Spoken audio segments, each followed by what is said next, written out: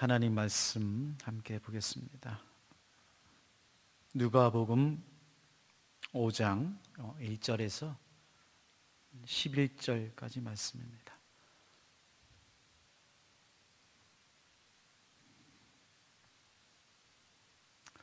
무리가 몰려와서 하나님의 말씀을 들을새 예수는 게네사렛 호숫가에 서서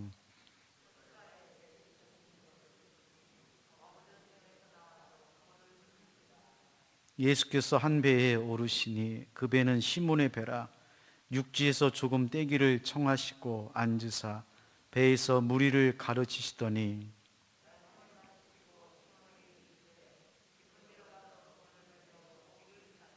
시몬이 대답하여 이르되 선생님, 우리들이 밤이 새도록 수고하였으되 잡은 것이 없지만은 말씀에 의지하여 내가 그물을 내리리다 하고,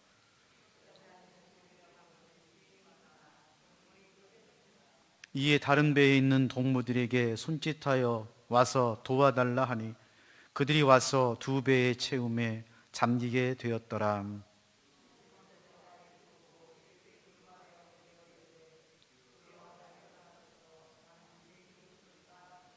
이는 자기 및 자기와 함께 있는 모든 사람이 고기 잡힌 것으로 말미암아 놀라고,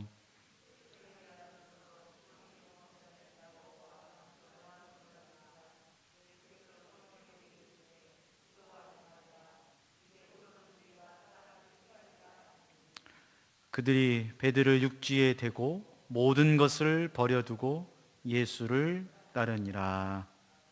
아멘.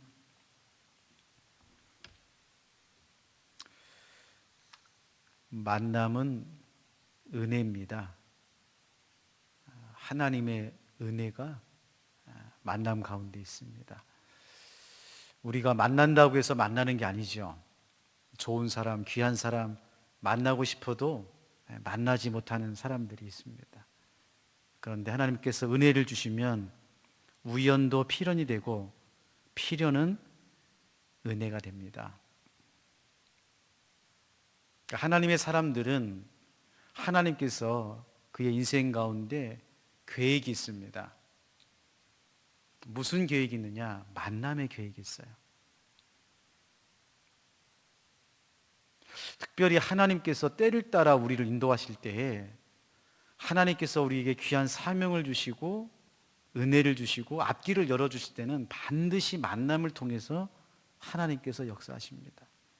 만남은 우리의 한계와 능력과 상황을 뛰어넘습니다. 그게 만남입니다. 우리가 벽에 부딪힐 때가 있거든요. 내 힘으로는 도저히 이걸 넘어갈 수가 없어요. 애를 쓰고 노력하고 기도해도 마치 벽 앞에 서 있는 것 같은 그런 어려움 속에 있을 때 있습니다. 근데 그때 참 이상하게요, 하나님께서 사람을 보내주십니다. 그 사람을 통해서 우리가 그 장벽을 통과하게 되어 있어요. 근데 여러분, 여기서 놓치지 말아야 할 것은 그 사람이 나를 도와주고 세워주고 격려하고 위로하는 사람일 수도 있지만, 때로는 그 사람이 나를 힘들게 하고 어렵게 하고 익숙하고 안전한 곳에서 우리를 쫓아내고, 그럼으로써 우리가 깨닫고 깨어지고 그 장벽을 넘어가게 해도 된다는 것입니다. 제가 왜 이 말씀을 드리냐면, 만남에 대한 설교를 하면 여러분들이 받아들일 때 어떻게 받아들이냐면, 나를 도와주는 사람, 나를 세워주는 사람, 내 마음에 드는 사람, 믿는 사람, 좋은 사람만 생각할 때가 있다는 거죠. 그렇지 않아요. 성경을 보십시오. 다윗이요, 그의 인생을 뛰어넘을 때 누구를 만납니까? 사울을 만나거든요. 사울이 20년 가까이 다윗을 죽이려고 합니다. 쫓아다닙니다. 어려움을 줍니다. 그때마다 다윗은 그 사울을 통해서 그의 한계를 뛰어넘습니다. 하나, 둘, 그러면서 점점 그가 왕으로서의 위치와 자격과 자질과 성품을 단련받습니다. 그게 만남입니다. 세상이 주는 만남과 하나님이 주는 만남은 이렇게 다릅니다. 차원이 달라요. 여러분, 만남의 수준을 높이셔야 됩니다. 만남의 수준을 높이셔야 돼요. 죄송하지만 혹시 지금 여러분이 만나고 있는 사람, 만나고 있는 직장, 만나고 있는 교회가 그렇게 썩 마음에 안 들고 어려움을 주고 아픔이 있고 여러분을 괴롭게 한다라도 여러분, 그 만남 가운데 하나님께서 담아놓으신 보화가 있습니다. 여러분, 보화는요 숨겨져 있어요. 그래서 보화입니다. 눈에 띄지 않기 때문에 보화입니다. 흔하지 않기 때문에 보화입니다. 그러나 그 보화를 발견하는 사람은, 그 보화의 보배의 그 가치를 아는 사람은 그 어려움과 고난과 역경 속에서도 묵묵히 이겨내는 것이죠. 신앙은 이런 것을 깨닫고 배우는 것입니다.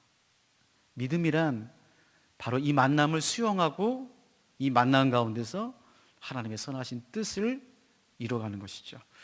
우리가 지난 시간에 예수님과 베드로의 만남을 우리가 생각해 보았습니다. 베드로의 입장에서는 전적인 은혜입니다. 베드로가 찾아간 게 아니거든요. 베드로가 만나고 싶어서 만난 게 아니에요.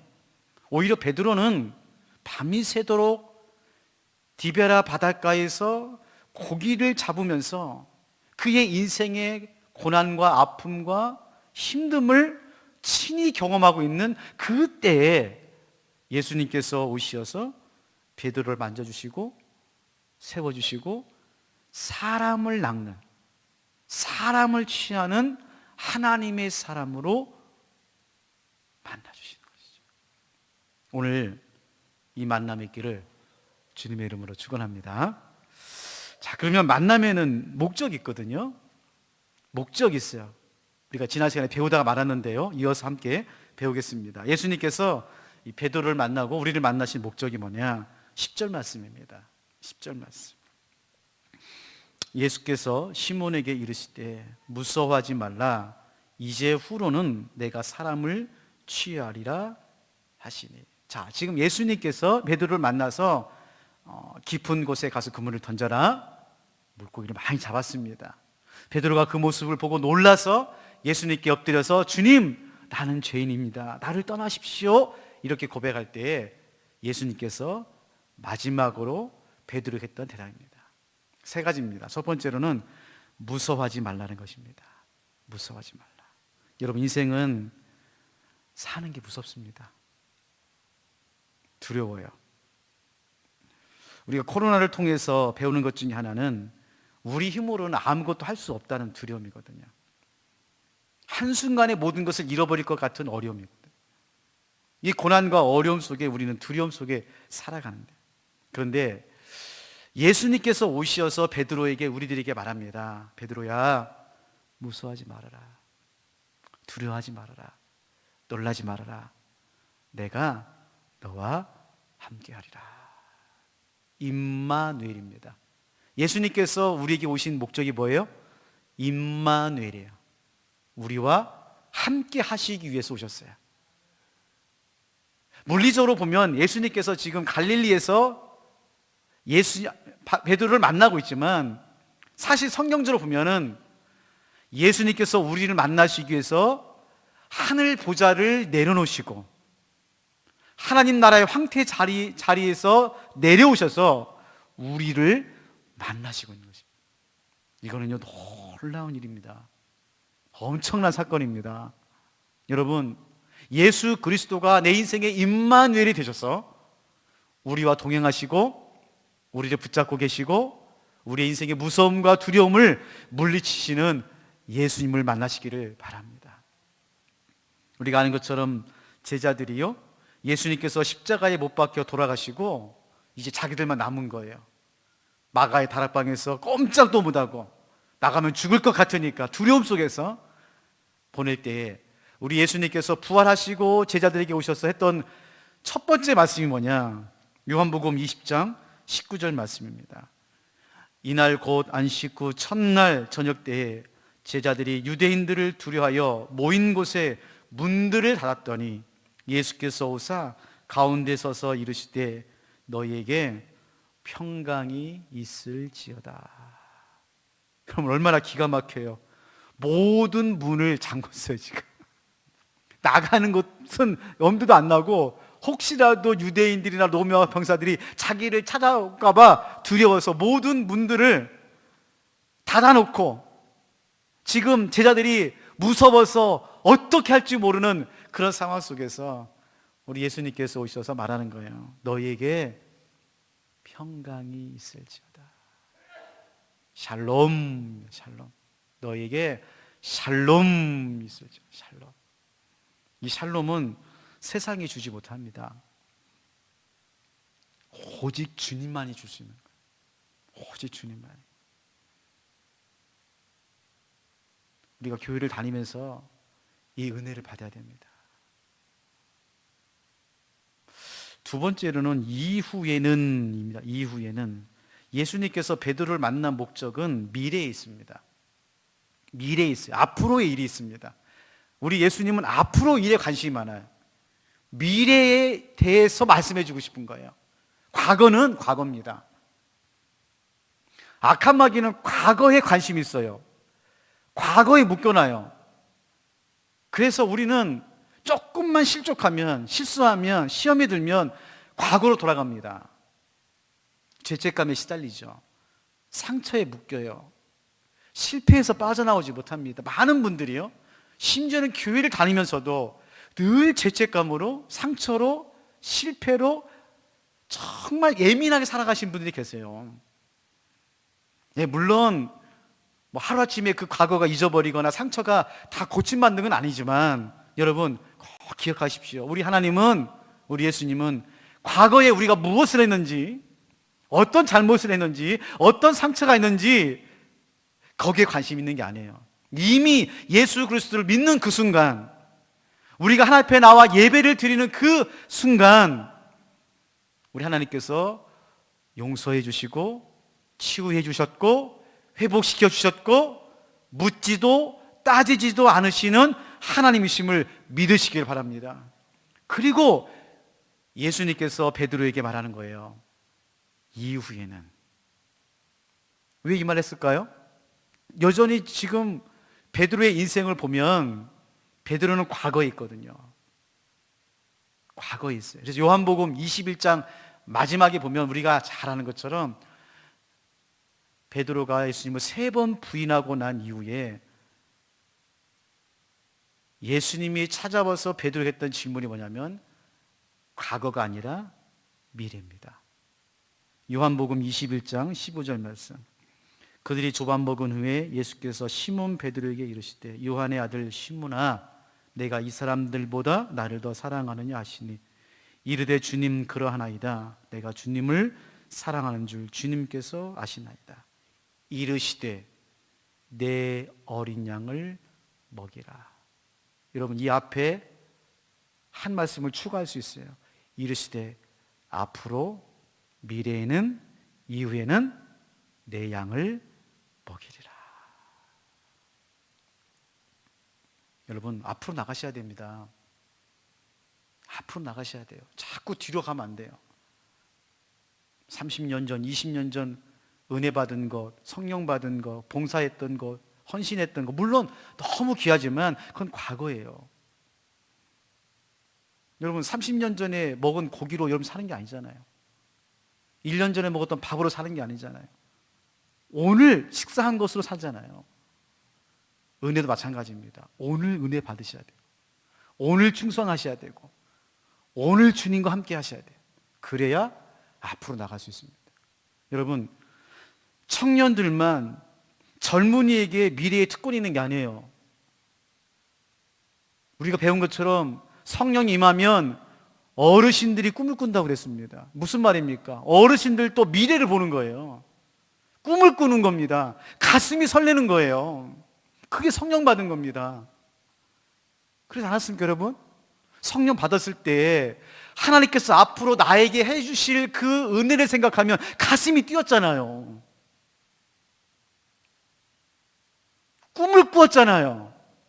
아유, 이제 목사님 나이가 70대서 이제 저는 무슨 소리세요? 여러분, 저를 따라서 하세요. 신앙에는 은퇴가 없다. 신앙에는 은퇴가 없는 거예요. 하나님 부르시는 날까지 꿈을 꾸는 것이 그리스도인입니다. 아니요, 죽는 그 순간에도 우리 꿈을 꾸잖아요. 그렇지 않습니까? 내가 죽으면 이제 하나님 나라에서, 예수님 품에서 영광의 면류관을 쓰고 하나님과 영원한 나라에서 살아가는 그 꿈을 꾸잖아요. 세 번째로는 사람을 취하리라 말씀하십니다. 사람을 취하리라. 여러분, 예수님은요, 사람에게 관심이 있어요. 예수님의 관심은 어디에 있냐면 사람에게 있습니다. 여러분, 예수님이 사람을 만나시려고 오셨잖아요. 사람을 구원하시려고 오셨잖아요. 심지어는 예수님이 사람이 되셨잖아요. 그만큼 예수님은 사람에게 관심이 있습니다. 사람을 살리고 사람을 세우기 위해서 오셨어요. 어디서 많이 들었죠? 우리에게 미션이에요. 사람을 살리고 사람을 세우는 교회. 여러분 보시면 세상적인 방법으로 보면은 예수님이 베드로에게 와서 물고기 많이 잡는 법을 가르쳐 주면 돼요. 그렇지 않습니까? 베드로가 어디 가면 물고기가 많은지, 어떤 곳에 가면 물고기를 많이 잡는지 그것만 가르쳐 주면 돼요. 근데 그걸 가르쳐 주신 게 아닙니다. 여러분, 예수님께서 오셨어요. 우리에게 어디 가면 땅을 사야 되고, 어느 때 집을 사야 되고, 어떻게 하면 돈을 많이 벌고, 어떻게 하면 성공하고, 그런 거 말씀하시는 분이 아니세요. 물론 우리가 교회 나와서 하나님 앞에 은혜도 받고 복을 받아야죠. 잘 되시고 더 성공하시고 부유하게 사셔야 되죠. 그러나 목적이 뭡니까? 예수님께서 베드로를 만나신 목적, 갈릴리 바다에서 부자가 되기 위해서 하신 것이 아니라 사람을 취하는 사람으로 변화시키기 위해서 만나신 거예요.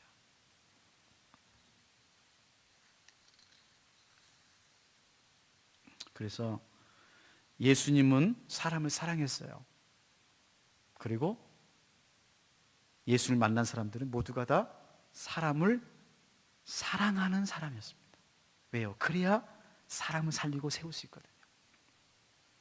한번 말씀을 좀 찾아보겠습니다. 마태복음 22장 34절에서 40절. 가장 큰 계명이 나옵니다. 가장 큰 계명이 나와요. 성경이 없으신 분들은 우리 자막에도 나옵니다. 마태복음 22장 34절에서 40절까지 한 절씩 교독하겠습니다. 예수께서 사두개인들로 대답할 수 없게 하셨다 함을 바리새인들이 듣고 모였는데, 선생님, 율법 중에 어느 계명이 크니까?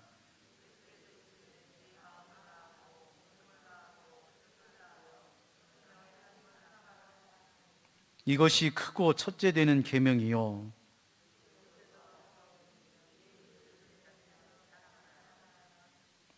이 두 계명이 온 율법과 선지자의 강령이니라.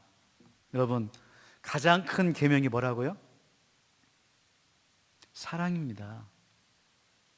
사랑이에요. 하나님을 사랑하고 이웃을 사랑하는 겁니다. 제가 계속 말씀드리는데요, 여러분, 우리가 하나님 심판대에 섰을 때 우리 입장에서는 하나님께서 이 땅에서 율법으로, 교리로, 계명으로 우리가 범죄하고 잘못한 것을 지적할까 봐 두렵죠. 과거에 내가 지었던 죄를 우리 주님께서 딱 너! 하고 드러내시면 어떻게 할까? 얼굴이 파개지면서 수치스럽고 부끄러운 그것들이 있는데, 여러분 어떻게 생각하면요, 하나님은 그거 안 물어보십니다. 안 물어보세요. 왜? 이미 보혈의 피로 덮었고 여러분께서 회개기도 하셨잖아요. 그런데 한 가지 물어본 거 있습니다. 한 가지 물어보는 게 있어요. 뭐냐? 너 아무개 사랑했니? 그거 물어보세요. 너 세상에 이 땅에 살면서 너 그렇게 힘들게 하고 어렵게 하고 너 아프게 했고 너 정말 네 인생의 걸림돌 되었던 그 사람 내가 너 붙여줬는데 너 그 사람 사랑하니?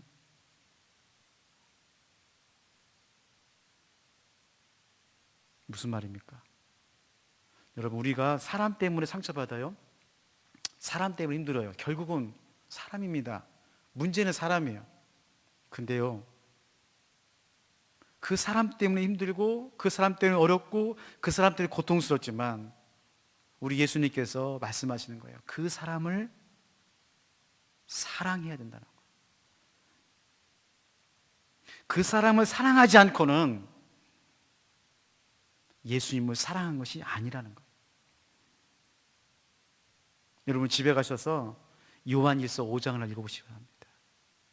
거기 보면은 사도 요한이 뭐라 말했습니까? 하나님, 보이지 않는 하나님을 사랑한다 하면서 보이는 형제를 사랑하지 않는 것은 뭐라고 그랬습니까? 거짓 믿음이라고 했어요. 말로는, 입으로는 하나님 사랑합니다 그렇게 하면서 보이는 사람을 사랑하지 않는 것은 거짓이라고 했어요. 하나님께서 왜 우리를, 사람들을 만나게 하셨을까요? 이유는 한 가지입니다. 그 사람을 사랑하라는 거예요. 왜냐? 끝까지 사랑해야 그 사람을 세울 수가 있거든요. 여러분, 예수님께서 베드로를 끝까지 사랑하셨잖아요. 자기를 3번이나 부인했어요. 3번째 부인할 때는 예수님을 저주하면서 부인했어요. 믿는 도께 발등지킨다는 말이 있습니다. 바리새인들이 예수님을 비난하거나 서기관들이 부인했으면 그럴 수 있죠. 왜? 그토록 죽이려고 했으니까. 근데 3년이나 사랑해주고 3년이나 먹여주고 3년이나 가르치고 3년이나 온 마음을 들여서 정성을 다해서 그렇게 사랑했던, 세웠던 베드로가 예수님을 3번 부인했을 때 예수님 마음이 어땠을까요? 아유, 목사님, 예수님은 하나님의 아들이니까 다 용서. 그러면 안 되죠. 예수님도 온전한 인간이셨잖아요. 그렇지만 어떻게 했습니까? 끝까지 사랑했어요. 이게 기독교의 사랑입니다. 세상의 사랑은 달면 삼키고 쓰면 뱉으면 돼요. 그러나 기독교의 사랑은 쓴 사랑을 하는 것입니다. 마음에 쓴 사랑을 하는 거예요. 왜? 나는 사랑할 수 없지만 성경에서 예수님께서 사랑하라고 했으니 그 말씀에 따라 순종하는 게 사랑인 거예요. 오늘은 여기까지만 하도록 하겠습니다. 다음 주에 한 번 더 할 건데요. 여러분, 마가의 다락방 새벽기도 깨우시는 것도 많이 힘드신데 평상시보다 더 많이 나오셨어요. 너무 감사를 드립니다. 우리가 베드로하고 예수님, 또 예수님과 베드로의 만남을 우리가 생각하면서 2가지만 생각합시다. 하나는 내가 원하고 내가 생각하는 만남이 아닐 수 있다는 거예요. 말씀드립니다. 나를 도와주고 나를 사랑하고 나를 세워주고 내 마음에 드는 만남으로만 만남이 이루어지는 게 아니에요. 나를 힘들게 하고 어렵게 하고 사울 같은 사람을 하나님께 붙여주신다니까요. 왜? 그 사람을 통해서 나를 훈련시키세요. 연단시키세요. 단련시키세요. 그 만남을 수용하십시오. 2번째로 만남의 목표는 뭐라고요? 목적은 앞으로에 있습니다. 미래에 있는 거예요. 과거의 만남은 과거의 만남으로 매듭을 지으세요. 그리고 앞으로 나가세요. 앞으로 만날 사람들이 많지 않습니까? 얼마나 귀한 분들, 얼마나 좋은 분들을 또 하나님께서 보내주실지 저는 기대가 돼요. 마가의 다락방 기도하면서 제가 하나님 앞에 기도하는 제목이 3가지가 있어요. 3가지가 있어요. 그 중에 하나가 만남의 축복을 위해서 기도하고 있습니다. 이도 코로나 이후에 하나님께서 내년 상반기나 하반기부터 밀물듯이 하나님께서 우리 평화기도 사람들을 보내주실 때 하나님 정말 축복의 만남이 되게 해주세요. 기도하고 있어요. 미래를 보십시오. 미래를. 그리고 우리 기독교는 쓴사랑입니다. 쓴사랑이에요. 나는 사랑할 수 없어요. 죽었다 깨어나도 그 사람 사랑 못합니다. 그러나 예수님의 사랑을 받은 우리들이 그 사랑에 순종하는 거예요. 순종하는 거예요. 그때 사람을 살리고 사람을 세우지, 그렇지 않고는요 어렵습니다. 오늘 이 밤에 이 만남을 통해서 여러분이 정말 하나님 앞에 최고의 사랑, 최고의 만남을 이뤄가는 축복된 삶 되시기를 주님의 이름으로 축원합니다. 하나님 아버지, 날마다 살아가는 순간들이 어렵고 두렵고 힘듭니다. 결국 돌아보면 일 때문에, 환경 때문에 힘든 것이 아니라 결국은 사람이죠. 사람 때문에 상처받고, 사람 때문에 실족하고, 사람 때문에 눈물을 흘리지만 또 돌이켜보면 또 사람 때문에 희망을 얻고, 사람으로 위로를 받고, 사람으로도 새롭게 출발합니다. 오늘 예수님과 베드로의 만남을 통해서 예수님께서 베드로에게 무서워하지 말아라, 이후에는 내가 사람을 취하리라, 이 말을 통해서 베드로가 고기 잡는 어부에서 사람을 낚는 어부가 되는 놀라운 역사를 만남을 통해서 이루어 주셨습니다.